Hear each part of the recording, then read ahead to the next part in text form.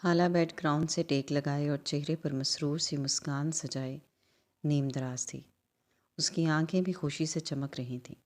اس انوکھی خوشی کی وجہ سامنے بیٹھے احمد بھائی تھے، جو اس کی چوٹ کی خبر ملتے ہی اگلی شام میرب کو لے کر اس گھر میں موجود تھے اور اب بیڈ کے اطراف پر رکھی گئی کرسیوں پر براجمان تھے۔ سامنے ٹرالی پر شام کی چائے کے ساتھ مختلف لوازمات سجے تھے۔ اگرچہ وہ ابھی مکمل طور پر صحت یاب نہیں ہوئے تھے، لیکن بیساکھیوں کی مدد سے اور میرب کے سہارے سے چل لیتے تھے۔ نین طرح اس وقت گھر نہیں تھی۔ دامیر کی غیر موجودگی میں وہ آفس کا چکر ضرور لگاتی تھی، اور آج تو وہ دوپہر سے ہی آفس میں تھی۔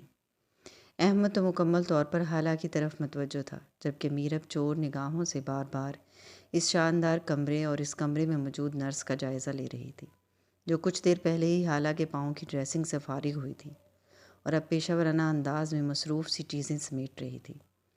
تم بہت بہادر ہو حالہ، دیکھنا ڈاکٹر کے بتائے ہوئے وقت سے پہلے بہت جلد تم چلنے پھرنے لگو گی۔ احمد بشاشت سے مسکراتے ہوئے حالہ کا حوصلہ بڑھا رہا تھا۔ انشاءاللہ بھائی، بس آپ کی دعا کی ضرورت ہے، وہ سرشار لہجے میں بولی۔ وہ تو ویسے ہی بہت خوش دکھائی دے رہی تھی، چہرے کی زردی بھی لالی میں تبدیل ہو گئی تھی۔ میں تو آپ کے اور بھابھی کے آنے پر خود کو بہتر محسوس کر رہی ہوں، مجھے بہت خوشی ہو رہی ہے۔ بس اس بات کا دکھ ہے کہ آپ لوگ پہلی بار میرے گھر آئے ہیں اور میں اس حالت میں ہوں۔ احمد اس کی بات پر جی جان سے مسکرایا۔ میری تو یہ خواہش تھی کہ تمہارے گھر تب آتا جب میں مکمل طور پر ٹھیک ہو جاتا، اپنے پیروں پر چل کر اپنی بہن کے گھر آتا، لیکن دیکھو قسمت میں ایسے آنا لکھا تھا۔ احمد نے کندھے اچکائے اور پھر ستائشی نگاہ کمرے میں دھڑائی۔ ماشاءاللہ، بہت پیارا گھر ہے تمہارا، اللہ میری بہن کے نصیب کو نظر نہ لگائے۔ میرب جو تب سے بس خاموش بیٹھی دونوں کی محبت بھرے جملوں کا تبادلہ برداشت کر رہی تھی، اس بات پر جلی کٹی سنانے سے باز نہ آ سکی۔ عجیب بات ہے ویسے، دامیر کو ایسے تمہیں چھوڑ کر اکیلے نہیں جانا چاہیے تھا۔ بھلا بتاؤ، یہ کیسا ہنی مون ہوا، اکیلا ہی چل دیا؟ حالانکہ مسکراہٹ ایک دم سے پھیکی ہوئی، لیکن اس نے بڑی مہارت سے سنبھل کر جواب دیا۔ بھابھی، ہم لوگ ویسے بھی ایک امپورٹنٹ میٹنگ کے لیے جا رہے تھے، اور اب میری وجہ سے دامیر میٹنگ تو نہیں چھوڑ سکتے تھے۔ احمد نے فوراً حالہ کی تائید میں سر ہلاتے ہوئے لقمہ دیا۔ بالکل، گھومنے پھرنے کو تو پوری زندگی پڑی ہے، اللہ تم دونوں کو لمبی عمر دے، ہمیشہ خوش رہو، آباد رہو۔ بھائی، اب بچوں کو کیوں نہیں لائے؟ حالہ نے مسکراتے ہوئے موضوع بدلا، وہ مزید اس ٹاپک پر بات نہیں کرنا چاہتی تھی۔ احمد کے بجائے میرب نے لپک کر دل چلے لہجے میں جواب دیا۔ میں نے تو بہت کہا تھا، چلیں، سبب بن ہی رہا ہے تو سب چلتے ہیں۔ نرمین کا بھی بہت دل تھا کہ تمہارا گھر دیکھتی، لیکن ان کو ہی گھبراہٹ ہو رہی تھی کہ تمہاری ساس کیا سوچیں گی۔ اب دیکھو، تم اکیلی ہی تو ہو، اور تو کوئی سلام کرنے کو بھی نہیں آیا۔ حالہ ان کی ذو معنی بات کو سمجھتے ہی فوراً نفی میں سر ہلا گئی۔ نہیں، ایسی بات نہیں ہے بھابھی، دراصل آنٹی آفس گئی ہیں، انوشی تو ہمیشہ ان کے ساتھ رہتی ہے، ورنہ وہ اس وقت ہمارے ساتھ ہوتی۔ احمد نے فوراً میرب کو گھورتے ہوئے حالہ کی بات کاٹی۔ بچوں کو لانے کا یہ کوئی موقع تھوڑی تھا، اور ویسے بھی پہلے تم تو اقسم سے ملواؤ، بلکہ تم اسے کبھی ہم سے ملوانے گھر لے کر آؤ، بچوں سے اس کی دوستی ہو، پھر ہم بھی بچوں کو یہاں لائیں گے۔ احمد نے بات کرتے ہوئے خوشگوار انداز میں ارد گرد دیکھتے ہوئے استفسار کیا۔ کہاں ہے وہ؟ اسکول سے تو آ گیا ہوگا۔ حالہ اس بات پر بری طرح گڑبڑائی۔ ہاں، اقسم جی، اب وہ ان کو کیا بتاتی کہ اقسم اس کے ساتھ کیسا سلوک کرتا ہے؟ وہ تو کبھی بھول کر بھی اقسم کو ان کے سامنے نہیں لانا چاہتی تھی۔ وہ شاید اپنے کمرے میں ہو، آئی تھنک وہ سو رہا ہے۔ حالہ نے جبراً مسکراتے ہوئے جھوٹ گھڑا۔ اچھا، چلو کوئی بات نہیں، تم اسے گھر لے کر آنا کبھی؟ احمد نے مسکراتے ہوئے کہا تو حالہ نے جواباً جھوٹ موٹ کی مسکراہٹ سجاتے ہوئے اسبات میں سر ہلایا۔ میرب جو بے چینی سے بار بار پہلو بدل رہی تھی، آخر بول ہی اٹھی۔ میں تمہارا گھر دیکھ لوں؟ وہ تقریباً نشست سے اٹھنے والی تھی، جب احمد نے اس کا بازو تھام کر اسے روک لیا۔ نہیں، یہ کوئی ایسا موقع نہیں ہے، حالہ ٹھیک ہو جائے گی تو خود دکھا دے گی۔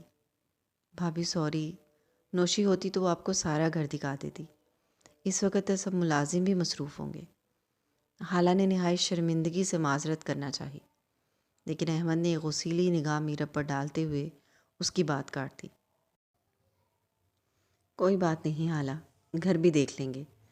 تم یہ بتاؤ کہ ڈاکٹر نے کتنے دن مکمل بیڈ ریسٹ کا کہا ہے؟ وہ پھر سے حالہ کی طرف متوجہ ہو گئے تھے اور اب حالہ ان کو ڈاکٹر کی ہدایت کے بارے میں بتا رہی تھی۔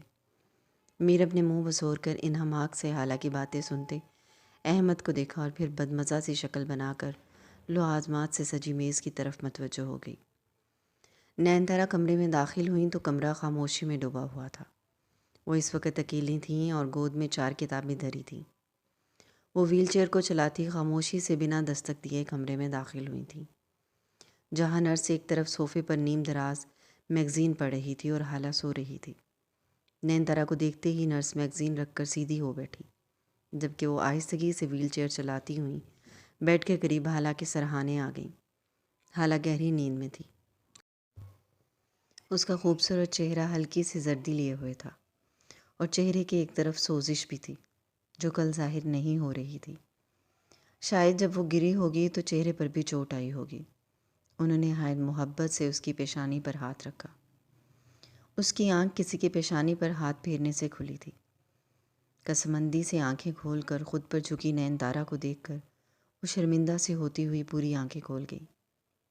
پین کیسی ہے اب؟ وہ نہایت نرمی اور اپنائیت سے پوچھ رہی تھی۔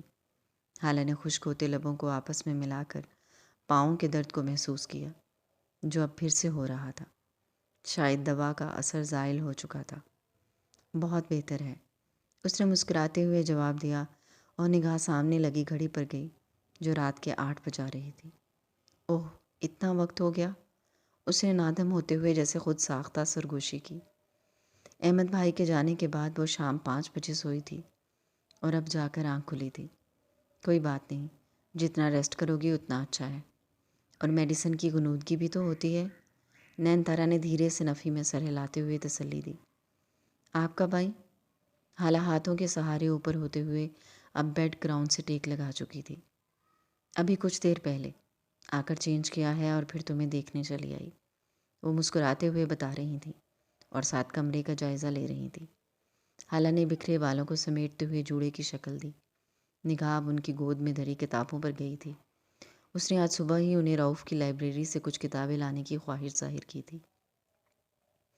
دامیر خیریت سے پہنچ گیا تھا۔ صبح اس کی کال آئی تھی۔ وہ حالہ کی طرف دیکھے بنا بتا رہی تھی اور وہ گود میں دھرے دونوں ہاتھوں کو آپس میں ملائے بس چپ چاپ بیٹھی تھی جب نینتارا نے ایک گہری سانس لیتے ہوئے اس کی طرف دیکھ کر اگلا جملہ ادا کیا۔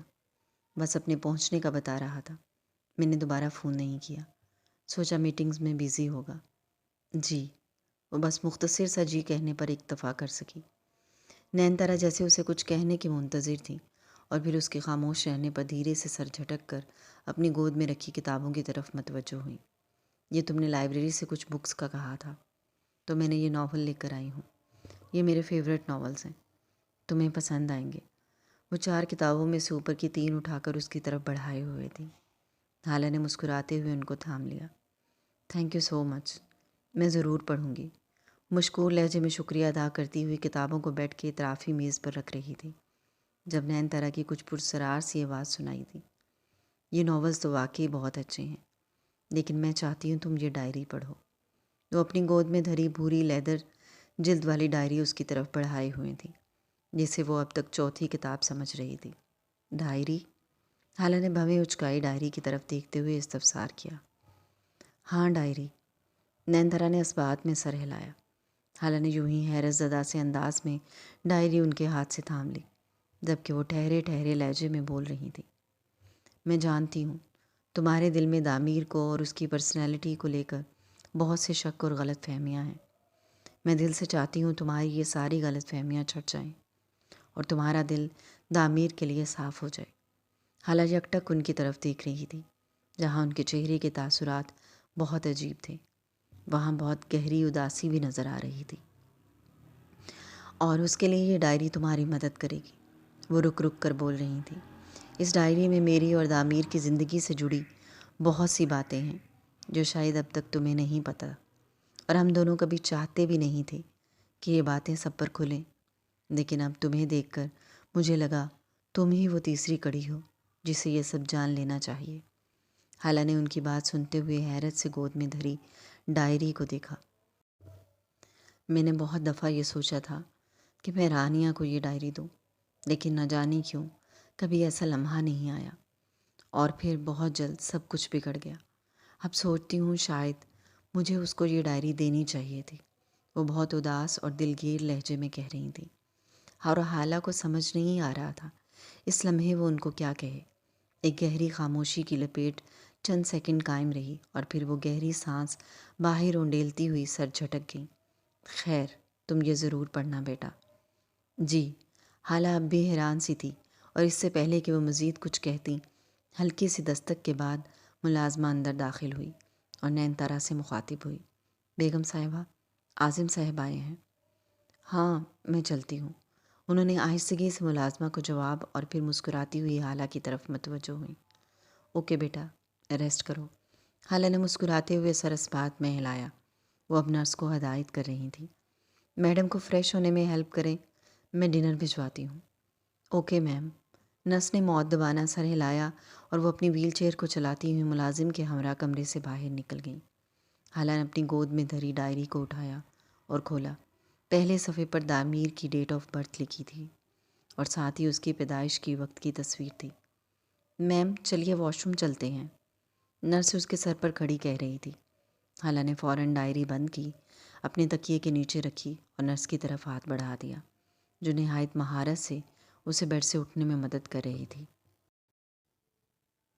نین تارا نے مسکراتے ہوئے محبت بھری نگاہ موبائل اسکرین پر مرکوز کی، جہاں ویڈیو کال میں جی جان سے مسکراتا دامیر اس وقت حشاش بشاش نظر آ رہا تھا۔ وہ نائٹ ٹراؤزر شرٹ میں ملبوس ہولڈر روم کے کاؤچ پر نیم دراز تھا۔ روشن کمرہ نہایت پرستائش فرنیچر سے لیس تھا۔ ایک طرف بڑی سی LCD پر چلتی انگریزی فلم کی آواز بند تھی، اور وہ خود مکمل طور پر نین تارا کی طرف متوجہ تھا۔ کیسی رہی میٹنگ؟ نین تارا نے اپنا چشمہ آنکھوں پر درست کرتے ہوئے موبائل کو ایک خاص جگہ پر ایڈجسٹ کیا۔ وہ اس وقت اپنے بیڈ پر موجود تھیں۔ کمفرٹر ٹانگوں کو ڈھک رہا تھا۔ دامیر کو گئے آج تیسرا دن تھا، اور وہ چاہتی تھیں اس دفعہ وہ خود کال کرے، اور آخرکار اس نے کی۔ وہ بہت خوش نظر آ رہا تھا۔ As you will, great. آپ کے لیے ایک گڈ نیوز ہے، ہماری ڈیل سکسیزفل رہی ہے، وہ پرجوش لہجے میں بتا رہا تھا۔ نین طرا جواب تک اس کی خوشباش چہرے کو دیکھ کر نہال ہو رہی تھیں۔ اس خوشخبری پر ایک دم سے پرجوش ہوئیں۔ آخرکار اس کی محنت رنگ لے آئی تھی۔ رؤوف اب انٹرنیشنل لیول پر کام کرنے جا رہی تھی۔ تھینک گاڈ، کانگریچولیشن بیٹا۔ آپ کی دعائیں ہیں بس۔ وہ بشاشت سے مسکراتے ہوئے سیدھا ہو بیٹھا۔ نین تارا کو یوں خوش دیکھ کر وہ مزید خوش نظر آ رہا تھا۔ حالانکہ قسمت بھی ہو سکتی ہے، یہ ٹرائی تو ہم پچھلے 3 سال سے کر رہے ہیں، لیکن دیکھو اس سال وہ آئی اور ساتھ ہی یہ ڈیل فائنل ہو گئی۔ نین تارا کی بات پر وہ جو مسکرا رہا تھا ایک دم سے سنجیدہ ہوا، اور پھر ایک استحاضیہ مسکراہٹ لبوں پر سجاتے ہوئے بولا، ہاں، یہ کیسے ہو سکتا ہے کہ آپ کچھ اپنی لاڈلی کے ساتھ نہ جوڑیں؟ وہ جو اپنی محنت کے رنگ لانے پر پرجوش تھا، نین تارا کا سارا کریڈٹ حالہ کو دے دینے پر بدمزہ سا ہو گیا۔ یہ کیا، تم نے ایک نیا طنز شروع کر دیا ہے؟ آپ کی لاڈلی، آپ کی لاڈلی، وہ تمہاری بیوی ہے، اس رشتے کو قبول کرو۔ نین تارا نے پیشانی پر شکن گہرے کرتے ہوئے خفگی سے جھاڑا، لیکن وہ دامیر ہی کیا جو کسی بات کا اثر لے۔ ہاں البتہ وہ اب سنجیدہ نہیں تھا۔ 3 دفعہ قبول ہے کہا ہے، تبھی تو وہ ہمارے گھر میں بیٹھی ہے۔ صرف گھر میں بٹھا کر رکھنے سے تو سارے حقوق پورے نہیں ہوتے۔ نین تارا کی بات پر اس نے تعصب سے ٹھنڈی آ پڑی۔ موم پلیز، ابھی اسی وقت میں آپ سے اتنی دور بیٹھا ہوں اور اپنی خوشی شیئر کر رہا ہوں، اور آپ ہیں کہ صرف اسی کی باتیں کریں گی۔ اوکے، نہیں کرتی، لیکن ایک شرط پر۔ نین تارا نے بھویں اچکائیں۔ اور وہ شرط کیا ہے؟ اب کچھ بیزار سا نظر آنے لگا تھا۔ ہمیشہ کی طرح حالہ کے ذکر نے اس کی خوشی کو بیزاری میں بدل دیا تھا۔ تمہیں حالہ کو کال کرنی ہے اور بہت اچھے سے اس کا حال چال پوچھنا ہے۔ نینتارا کی شرط سن کر وہ بچوں کی طرح نفی میں سر ہلانے لگا۔ نو نو نو نو نو، یہ بہت مشکل کام ہے۔ اس دن بھی آپ کے کہنے پر میں وہ سو کالڈ مزاج پرسی کے لیے گیا تھا اور وہاں مجھے کوئی بات سجائی نہیں دے رہی تھی۔ اگر اپنا سمجھ کر حال پوچھو گے تو ایسا نہیں ہوگا۔ تمہیں گئے ہوئے 2 دن ہو گئے ہیں اور وہ تمہاری بیوی ہونے کے ساتھ ساتھ اب ہماری فیملی ممبر بھی تو ہے۔ اب کی بار نینتارا خفگی کے ساتھ باروب لہجے میں حکم دے رہی تھی۔ دامیر ایک دم سے خاموش ہوا، لیکن پھر نینتارا کے خفا چہرہ دیکھ کر جیسے ہاتھ کھڑے کر لیے۔ اوکے اوکے، میں پوچھ لوں گا۔ وہ ہمیشہ کی طرح گھٹنے ٹیک چکا تھا، کیونکہ جانتا تھا جب تک وہ ان کی شرط مان نہیں لے گا وہ نہ جان چھوڑیں گی اور نہ ہی حالہ کا ذکر چھوڑیں گی۔ پرومس؟ وہ اب بھی شاکی نگاہوں سے دیکھتے ہوئے وعدہ لے رہی تھی۔ دامیر نے سر کو یوں تعصب سے دائیں بائیں ہلایا جیسے اب ہار مان لی ہو۔ یس یس مائی ڈیئر مدر، ابھی کرو گے میری کال بند ہونے کے بعد؟ اوکے، ابھی کروں گا، لیکن اگر اس نے میری پہلی کال پر فون نہیں اٹھایا تو دوبارہ نہیں کروں گا۔ اب کی بار وہ بھی دھمکا رہا تھا، کیونکہ اب حالہ کا ذکر طویل ہونا اس کا موڈ خراب کر رہا تھا۔ وہ اٹھائے گی، تمہارے جیسی نہیں ہے۔ یس، جانتا ہوں، وہ بہت اچھی ہے، سمجھدار ہے۔ اچھا بس بس، یہ بتاؤ واپسی کب ہے تمہاری؟ نینتارا نے گھور کر ٹوکا اور موضوع بدلا۔ مجھے ابھی یہاں کچھ کام ہے، 3 دن لگ سکتے ہیں۔ وہ اب سنجیدہ تھا۔ 3 دن؟ ایسا کیا کام ہے؟ کچھ یونیورسٹی کا کام ہے، آپ کی سمجھ میں نہیں آئے گا۔ اوکے، پھر بھی کوشش کرو، ذرا جلدی آ جاؤ۔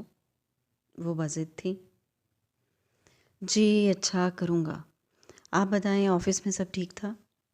وہ پہلو بدل کر سیدھا ہوا اور موڈ بحال کیا۔ ہاں سب ٹھیک ہے، میں تو بس نگرانی کے لیے جاتی ہوں۔ کام تو سب اعظم دیکھ رہا ہے۔ ہاں سمجھ سکتا ہوں، وہ جو نیا آرڈر آیا ہے اس کی وجہ سے کام بڑھ گیا ہے۔ تم فکر نہ کرو، میں مینیج کر لوں گی۔ Thank you. اچھا چلیں پھر بند کریں، میں ذرا آپ کی لاڈلی کو کال کروں۔ وہ آخری بات پر طنزیہ مسکراتا ہوا ان کو تنگ کر گیا۔ Okay bye. وہ بس گھور کر رہ گئیں۔ Bye, take care. وہ ہاتھ کے اشارے سے ان کو بوسہ دیتے ہوئے آگے ہوا اور فون بند کر دیا۔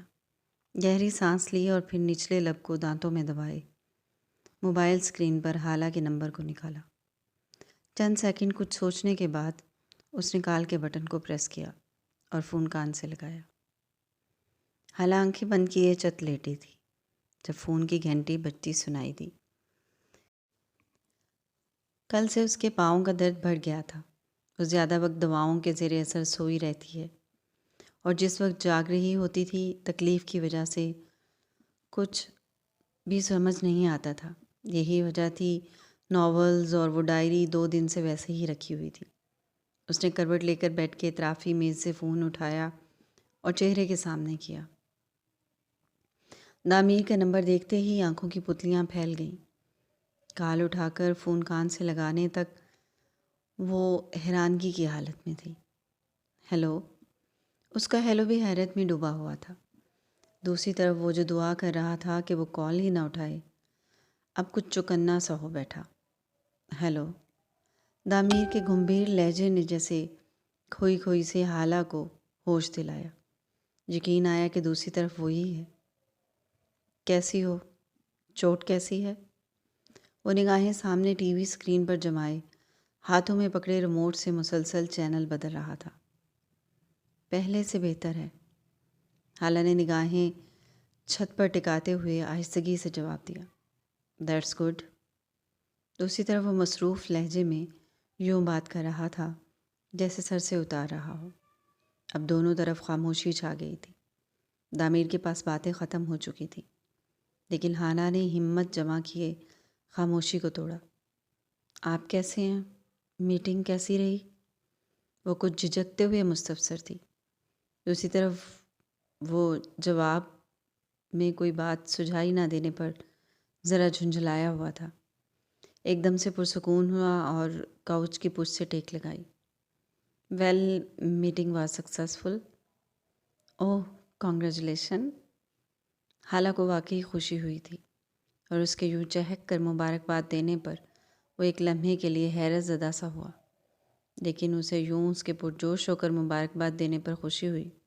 تھینک یو، وہ مسکرا رہا تھا۔ اس کے یوں شکریہ ادا کرنے پر حالہ کے لبوں پر بھی مسکراہٹ بکھر گئی۔ وہ اب جیسے کمفرٹیبل ہو گیا تھا، اس لیے نہایت دوستانہ لہجے میں مستفسر تھا۔ تو پھر کیا کرتی رہتی ہو سارا دن؟ میرا مطلب ہے آرام کے علاوہ؟ حالہ کو اس کا یہ انداز اچھا لگ رہا تھا۔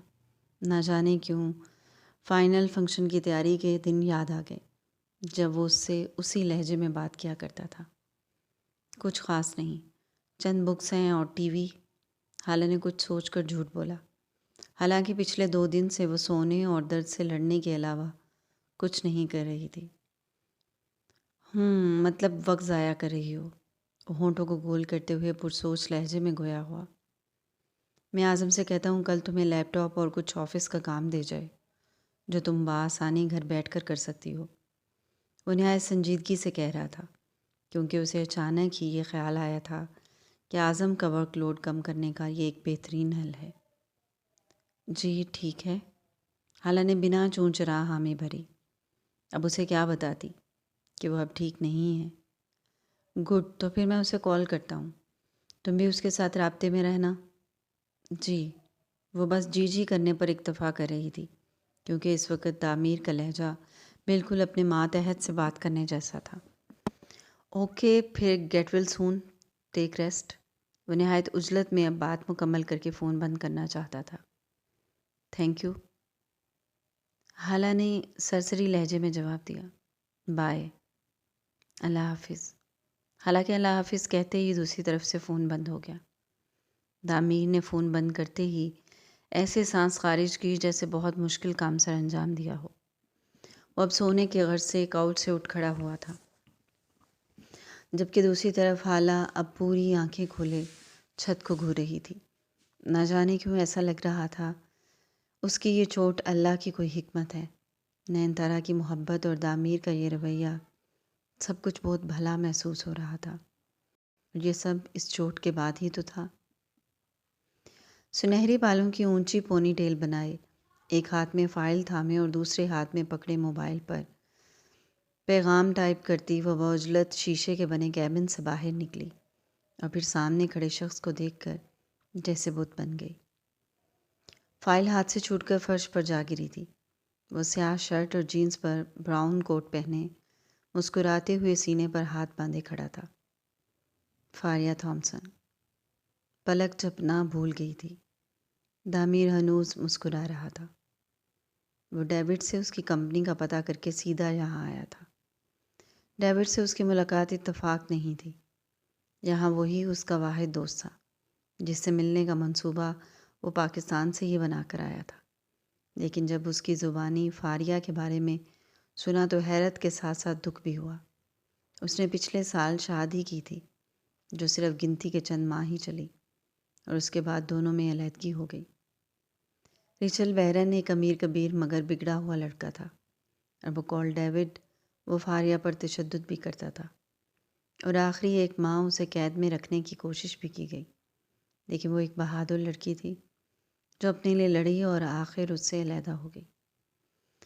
اب وہ ایک مشہور کمرشل کمپنی میں مینیجر تھی اور اپنی فیلڈ میں کافی مشہور ہو چکی تھی، اس لیے ڈیوڈ نے بآسانی اس کا پتہ بتا دیا اور تعمیر خود کو اس سے ملنے سے روک نہیں پایا اور اب اس کے سامنے کھڑا وہ اب تک خود سے یہی سوال کر رہا تھا کہ وہ یہاں کیوں ہے، اور اگر فاریہ اسے دیکھ کر ناراضگی ظاہر کرے گی تو کیا ہوگا۔ اپنی اور اس کی آخری ملاقات بھی ذہن میں گھوم رہی تھی جب اس نے صاف الفاظ میں کہا تھا کہ وہ اسے کبھی معاف نہیں کرے گی۔ دامی، یہ تم ہو؟ مجھے یقین نہیں آ رہا ہے، وہ حیرت زدہ لہجے میں کہتی ہوئی آگے بڑھی اور چند قدم کا فاصلہ ختم کیا۔ کیسی ہو؟ اس کی خوشگوار حیرت نے جیسے دامیر کا ڈر ختم کر دیا۔ وہ مسکراتے ہوئے مستفسر تھا، لیکن دوسری طرف اس کی حیرت ہی کہ ختم ہونے کا نام نہیں لے رہی تھی۔ تم یہاں؟ او خدا، میں کیسے یقین کروں؟ جلدی کر لو یقین، کیونکہ میرے پاس وقت کم ہے۔ دامیر نے مسکراہٹ کو گہرا کرتے ہوئے کہا تو وہ ہنس دی۔ دونوں باقاعدہ ہنس رہے تھے۔ فاریہ کی آنکھوں میں چمکتے آنسو یقیناً خوشی کے تھے، اور دامیر کو حیرت ہو رہی تھی کہ وہ سب کچھ بھلا کر اس طرح خوشی سے مل رہی ہے۔ وہ واقعی بہت اچھے اور بڑے دل کی لڑکی تھی، یا شاید وہ باہر کی لڑکی تھی جن کو اپنے جذبات قابو کرنے آتے تھے۔ اف دامیر روف، کیا اب بھی تھوڑا سا وقت پاکٹ میں ڈال کر گھومتے ہو؟ وہ مشکل ہنسی دباتے ہوئے پوچھ رہی تھی، اور اب سارے فاصلے ختم کیے بالکل اس کے سامنے کھڑی تھی۔ یس، میں وقت سے آگے بھاگنا چاہتا ہوں۔ دامیر نے بھی ہنسی دباتے ہوئے دیا۔ اوہ دامی، تم اور تمہاری باتیں، یہ سب چھوڑو اور مجھے یہ بتاؤ یہاں کیسے آئے اور مجھے کیسے تلاش کیا؟ اس کی چمکتی بھوری آنکھوں میں حیرت تھی۔ یہاں بزنس کے سلسلے میں آیا ہوں، اور تمہیں تلاش کرنا کوئی مشکل نہیں۔ دامیر نے مسکراتے ہوئے ایک طرف لگے بینر کی طرف اشارہ کیا، جہاں فاریہ کی بڑی سی تصویر نصب تھی۔ وہ سیاہ پینٹ کوٹ میں ملبوس، سینے پر ہاتھ باندھے پورے اعتماد مسکراہٹ سجائے کھڑی تھی۔ ہاں تھینک یو، پتہ ہے تم میں ایک اچھا چینج آیا ہے۔ کیا چینج؟ دامیر نے حیرت سے ایک ابرو اچکایا۔ تم باتیں کرنے لگے ہو؟ دامیر روف باتیں کرنے لگا ہے، وہ ہنستے ہوئے مصنوعی حیرت سے آنکھیں پھیلا رہی تھی۔ دامیر بھی کھلکھلا کر ہنس دیا۔ اب ایسی بھی بات نہیں، میں پہلے بھی بولتا تھا۔ باتیں کرنے اور بولنے میں بہت فرق ہوتا ہے مسٹر۔ باتوں میں تم سے نہیں جیت سکتا میں۔ ہاں لیکن پھر بھی میں ہار ہی گئی۔ وہ ایک دم سے سنجیدہ اور اداس ہوئی۔ بری آنکھوں میں کتنے ہی لمحے ان کا درد شکوے بن کر ابھرا۔ دامیر کے لبوں پر سجی مسکراہٹ بھی دھیرے سے معدوم ہوئی۔ ایک پل کے لیے دل بیٹھ گیا، لیکن اگلے ہی پل فاریہ نے سر جھٹک کر یوں موضوع بدلا جیسے چند سیکنڈ پہلے کا ایک جملہ اس نے کہا ہی نہیں ہو۔ اب کیا یہاں آفس میں ہی کھڑے رہنے کا ارادہ ہے؟ بتاؤ کہاں چلیں؟ تمہاری فیوریٹ جگہ یا میری فیوریٹ جگہ؟ اس کے لہجے میں آج بھی وہی جوش تھا، وہی کھنک تھی۔ آنکھیں سکوڑے پرجوش لہجے میں پوچھ رہی تھی۔ کہیں بھی۔ دامیر نے بھی مسکراتے ہوئے کندھے اچکائے، لیکن دل میں ابھی بھی اس کے ایک جملے کی چبھن تھی۔ نہ جانے کیوں تھی، وہ پہلے تو ایسا نہیں تھا۔ مطلب تمہاری فیوریٹ جگہ؟ وہ آنکھیں نچاتے ہوئے جیسے فیصلے پر پہنچی، اور پھر اسے یہیں رکے رہنے کا اشارہ کرتے ہوئے واپس کیبن میں گھس گئی۔ 2 منٹ بعد جب وہ باہر آئی تو بازو میں اوور کوٹ تھا اور کندھے پر بیگ لٹک رہا تھا۔ کار پارکنگ سے نکل کر سڑک پر دوڑنے لگی تھی جب دامیر نے پھر سے سلسلہ کلام جوڑا۔ وہ ڈرائیونگ سیٹ پر بیٹھی تھی۔ مجھے ڈیوڈ نے تمہارے بارے میں سب بتایا۔ دامیر کا لہجہ تعصب بھرا تھا۔ اب یہ مت کہنا، سن کر افسوس ہوا۔ تم جانتے ہو میں کسی کے ساتھ بھی خوش نہیں رہ سکتی۔ وہ فوراً بات کاٹتے ہوئے تیزی سے بولی۔ دامیر نے چپ رہنے میں ہی عافیت سمجھی۔ کار میں ایک دم سے گہری خاموشی چھا گئی، اور پھر نہ جانے کتنی دیر چھائی رہی۔ وہ بہت ضبط سے کار ڈرائیو کر رہی تھی، اور دامیر کے پاس کہنے کے لیے کچھ نہیں تھا۔ وہ شاید اسے بہت اچھے سے جانتی تھی، اسی لیے بہت دیر انتظار کے بعد بولنے میں پہل کرنے والی وہی تھی۔ جس کے ساتھ خوش رہ سکتی تھی وہ شاید میرے ساتھ رہنا ہی نہیں چاہتا تھا۔ اتنی دیر کی ہولناک خاموشی کے بعد اس کے جملے نے جیسے اس کے لہجے کی اداسی کو ماحول پر طاری کر دیا۔ گاڑی دامیر کی پسندیدہ ریستوران کے سامنے رکی تھی۔ وہ مسکراتی ہوئی اسے نکلنے کا اشارہ کرتی خود بھی باہر نکل آئی۔ دامیر کچھ کنفیوز سا باہر نکلا، اور پھر چند سیکنڈ کے بعد وہ دونوں اپنی مخصوص نشستوں پر براجمان تھے۔ دامیر ان حماق سے ارد گرد کا جائزہ لے رہا تھا۔ ساحل پر بنا یہ ریستوران بہت نایاب تھا۔ خوبصورت سجاوٹ، اوپن ایریا میں لگی نشستیں، اور دور تک نظر آتا نیلا سمندر۔ بہت کچھ بدل گیا تھا۔ لیکن ابھی اس وقت ایسا لگا جیسے کچھ نہیں بدلا۔ وہ فاریہ کی طرف متوجہ ہوا تو اس کے چہرے پر چھائی اداسی نے دل کو جھنجھوڑ کر رکھ دیا۔ اس کا چہرہ آج بھی اتنا ہی حسین اور دلکش اور انچھوا تھا، ہاں البتہ آنکھوں کی چمک ویسی نہیں رہی تھی۔ فاریہ، میں چھوڑو، کچھ بھی مت کہو، صرف اپنے بارے میں بات کرو۔ اس سے پہلے کہ وہ کچھ کہتا ہو ایک دم سے بات کاٹ کر یوں مسکرائی جیسے سب بھول گئی ہو۔ ہے، تمہیں کچھ دکھاتی ہوں۔ وہ کچھ یاد کر کے پرجوش ہوئی اور پھر اپنے موبائل پر نظریں جھکا کر کچھ ٹٹولنے لگی۔ سی، آئی لو یور لٹل سیم۔ وہ اپنے موبائل کی اسکرین تعمیر کے سامنے کیے مسکرا رہی تھی، اور اسکرین پر اس نے اقسم کی تصویر کو بڑی مہارت سے اپنی تصویر کے ساتھ ایڈٹ کیا ہوا تھا، کچھ اس طرح کہ ایسا لگ رہا تھا کہ وہ لوگ ایک فیملی ہیں۔ تم بھی نا؟ تعمیر اس کی اس بچکانہ حرکت پر مسکرا اٹھا۔ مطلب وہ آج بھی اسے اس حد تک سٹاک کر رہی تھی۔ وہ نچلے لبوں کو دانتوں میں دبائے مسکرا رہی تھی۔ بس ایسی ہی ہوں میں، کندھے اچکا کر اترائی اور پھر ہنستے ہوئے کرسی کی پشت سے ٹیک لگائی۔ سوچا ایسے نہیں تو ایسے صحیح، ویسے تو میں بہت یاد کرتی تھی، لیکن یہ کبھی سوچا نہیں تھا کہ تم ایسے مجھے ملنے آؤ گے۔ او خدا، تم نے مجھے خوش کر دیا۔ وہ واقعی بہت خوش لگ رہی تھی۔ تعمیر اب بس مسکرانے پر اکتفا کر رہا تھا۔ تمہاری حیران کر دینے کی عادت ویسی ہی ہے۔ خیر یہ بتاؤ، کیسے ہیں سب؟ آنٹی کیسی ہیں اور رانیہ؟ رانیہ کا نام سن کر تعمیر کے چہرے کے تاثرات ایک دم سے تبدیل ہوئے، جنہیں وہ بروقت چھپا گیا۔ کیا میں نے ٹھیک نام لیا؟ وہ تعمیر کے خاموش رہنے پر پلکیں جھپکاتے ہوئے پوچھ رہی تھی۔ نہیں، غلط نام لیا۔ وہ پھیکا سا مسکرایا۔ ویٹ۔ فاریہ نے بھمیں سکیڑ کر حیرت ظاہر کی اور پھر موبائل پر نگاہیں دوڑائیں۔ رانیہ یہی نام ہے؟ وہ موبائل پر نام پڑھتے ہوئے حیرت ظاہر کر رہی تھی۔ تعمیر استحاضیہ مسکرایا۔ تمہاری انفارمیشن پرانی ہے، رانیہ اب میری زندگی میں نہیں ہے، وہ مجھے چھوڑ کر جا چکی ہے۔ مگر وہ کچھ جھنجھلائی سی ایک بار پھر موبائل پر کچھ تلاش کرنے لگی۔ تعمیر نے اپنے موبائل کی اسکرین کو کھولا اور چند سیکنڈ کی سکرولنگ کے بعد اس کی نگاہوں کے سامنے کر دیا۔ یہ حالہ ہے میری مسز۔ موبائل سکرین پر حالہ کی تصویر تھی۔ یہ شادی کی تصاویر میں سے ایک تصویر تھی جو شاید اس نے بھی پہلی دفعہ کھولی تھی۔ یہ وہ تصویر تھی جو وائرل ہوئی تھی اور جگہ جگہ لوگوں نے پوسٹ کی تھی۔ شاید یہ سب ابھی اس سے چھپا ہوا تھا، اسی لیے وہ آج بھی رانیہ کو ہی اس کی بیوی سمجھ رہی تھی۔ اوہ، شی از ریئلی پریٹی۔ حالہ، کیا میں نے ٹھیک بولا؟ وہ مسکراتے ہوئے پوچھ رہی تھی۔ ٹھیک بولا، تعمیر نے ہنستے ہوئے سر ہلایا۔ تم دونوں حیران کن حد تک حسین لگ رہے ہو۔ وہ ہمیشہ کی طرح دل کھول کر تعریف کر رہی تھی اور پھر مصنوعی خفگی سے گھورتے ہوئے پیچھے ہوئی۔ اور ہاں، یہ مجھ سے زیادہ پیاری ہے۔ اس کے کہنے کا انداز ایسا تھا کہ تعمیر بھی ساختہ ہنس دیا۔ وہ بھی ہنس رہی تھی۔ تھینک یو، تعمیر نے ہنستے ہوئے کہا اور پھر موبائل جیب میں رکھ لیا۔